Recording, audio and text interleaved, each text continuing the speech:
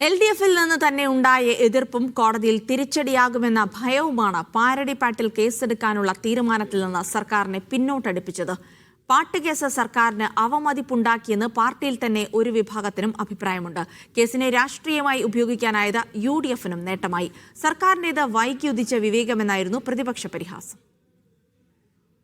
ശബരിമല സ്വർണ്ണക്കൊള്ളയുമായി ബന്ധപ്പെട്ടതെല്ലാം LDFിനും സർക്കാരിനും തുടർച്ചയായി തിരിച്ചടിയാണ്. തദ്ദേശ തെരഞ്ഞെടുപ്പിൽ കനത്ത തോൽവിക്ക് കാരണം ശബരിമല വിവാദങ്ങൾ തന്നെയെന്നാണ് CPI നിലപാട്. പിന്നാലെയായിരുന്നു പാരടിപ്പാട്ടിൽ കേസെടുക്കാനുള്ള സർക്കാർ തീരുമാനം. തെരഞ്ഞെടുപ്പ് തോൽവിയും VC നിയമനത്തിലെ ഒത്തുതീർപ്പടക്കമുള്ള ചർച്ചകളും കേസിലൂടെ വഴിതിരിച്ചുവിടാമെന്ന സർക്കാർ ബുദ്ധിയും പിഴച്ചു. കേസിന് പിന്നാലെ കോൺഗ്രസ് നേതാക്കൾ കളം നിറഞ്ഞു കളിച്ചു. പാരടിപ്പാട്ടിന്റെ പിന്നണിക്കാർക്ക് രാഷ്ട്രീയ നിയമ പിന്തുണ, സൈബർ ഇടങ്ങളിലും പുറത്തും പാരടിപ്പാട്ടിന്റെ പ്രചാരണം. ഒടുവിൽ പാട്ട് നീക്കം ചെയ്യരുതെന്നാവശ്യപ്പെട്ട് പ്രതിപക്ഷ നേതാവ് മെറ്റയ്ക്ക് അയച്ച കത്ത്. അതോടെ പാട്ടിനൊപ്പം ശബരിമല സ്വർണ്ണക്കൊള്ളയും വീണ്ടും സജീവ ചർച്ചയായി. കേസ് പൊല്ലാപ്പ എന്ന പക്ഷമുള്ളവർ LDFിലും CPMലും ഉണ്ടായിരുന്നു. കേസ് കോടതിയിൽ നിലനിൽക്കുമോ എന്ന കാര്യത്തിൽ അന്വേഷണ ഉദ്യോഗസ്ഥരും സംശയം പ്രകടിപ്പിച്ചു. ഇതോടെയായിരുന്നു സർക്കാരിന്റെ യു-ടേൺ.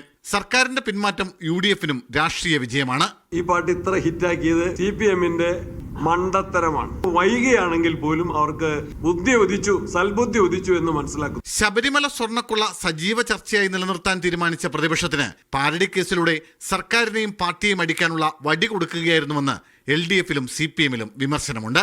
മീഡിയ 1 തിരുവനന്തപുരം.